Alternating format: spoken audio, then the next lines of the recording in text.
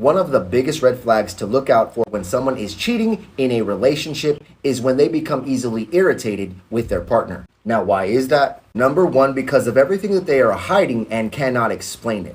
Number two, they do not want to feel the guilt about cheating on their partner, so they find ways to be mad at them because it makes it easier. And number three, they have to find a way to start a fight so they can storm off and see the other person. A grown man and you're married or you're in a relationship, it is disrespectful as hell for you to be on social media drooling over random women and leaving likes and comments on their photos. And men will say, well, I don't know these women. I'll never meet these women in person. What's the big deal? It's not about you looking at other women. Your girlfriends, your wives, they know you have eyes. You see other women on a daily basis that you lust over and you fantasize about women on a daily basis. They know that. They're not stupid. It's about the disrespect involved with you being on a public platform, leaving likes and comments for everyone to see, for them to see. How do you think it makes them feel?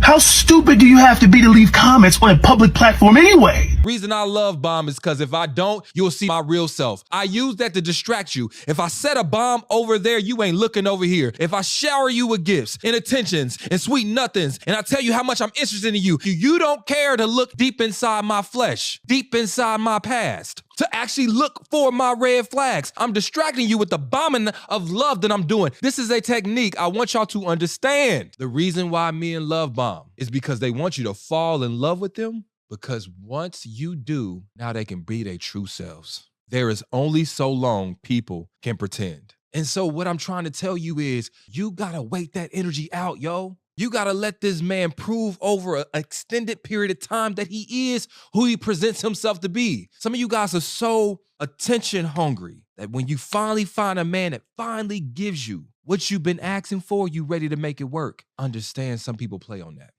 4 relationship red flags in men you should never avoid. Number 1, your man still calls you by your real name.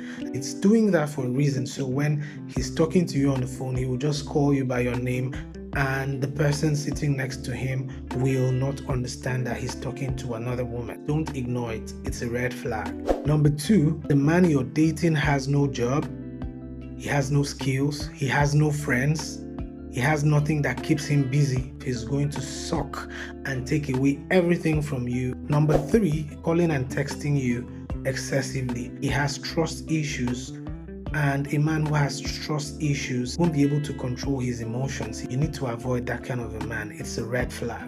Number 4, a man who is extremely jealous. He's jealous over everything. He sees you talking to even another woman, he's jealous. That's a huge red flag. If a man tells you that he wants a strong and independent woman like his mum, then you need to run. And the reason why is he's going to put you through the same thing that his mother went through. And I actually learned about this from a friend because me and him was going back and forth years ago. And I was telling him that I want to be able to take care of my women. And he disagreed with that because he said, well, he admires the fact that his mother, who was a single mother growing up, raising the children, she went through a lot of stress and struggle, and she needed to be very strong in order to raise them. And of course, he admires his mother. So when he's looking at a woman, he admires a woman more if she's able to go through that same stress that his mother went through. But the only thing is, you'll never be able to be fully relaxed and soft and feminine with the type of man who's okay seeing you go through stress and struggle, because he believes that's a strength. If a man is always trying to compare you to his ex-girlfriend or to the woman that he's meeting today, I've seen this a lot in the United States. You met this guy, everything is going well, but you know, I have my coworker and my ex-girlfriend, she was doing this. I don't know if I'm ready for a relationship because blah, blah, blah. We don't like it. During a new relationship, we need to have a man that will show up. We need a man that is sure, not someone that will compare you to his ex-girlfriend, ex-wife, or whatever, because this is not good.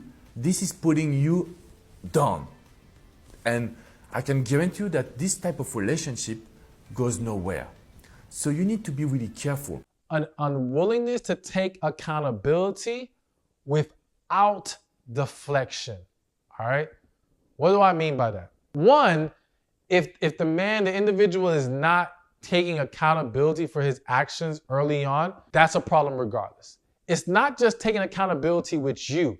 Does he take accountability in his life in general? If he doesn't, that's a problem. But it's not just not taking accountability, which is bad enough. But sometimes people will verbally take accountability, but they'll do so with deflection. It's like, yeah, you're right. I shouldn't have done this, but this person did this. My boyfriend told me he's not the romantic type. Is that a red flag? Oh, gosh. Immediately. No. I hate that dude. I can't stand that dude. Oh, I'm not romantic. Okay. You will be for the girl you like. Is he going to go make money the rest of his life where that's all he cares about is making money? Because if you're not romantic, you're putting your energy in other things. So it's like, what do you genuinely care about? I would ask him that. I would say, oh, you're not romantic? Okay, so what do you like? What do you like to do? You're romantic about woodworking. You like to carve the wood and you like to lay the pencils down and make your cabinets. What are you romantic? Oh, your sports. You love LeBron James and you are so romantic about Kevin Durant and Steph Curry.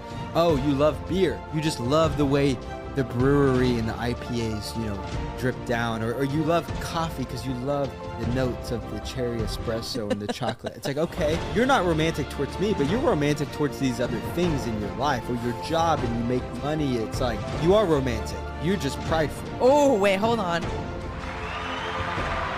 That was a vibe. I don't care what anyone says. You can come for me. I have never seen a marriage at least look happy if the man doesn't romance his wife. If you are a marriage and it's a recliner marriage,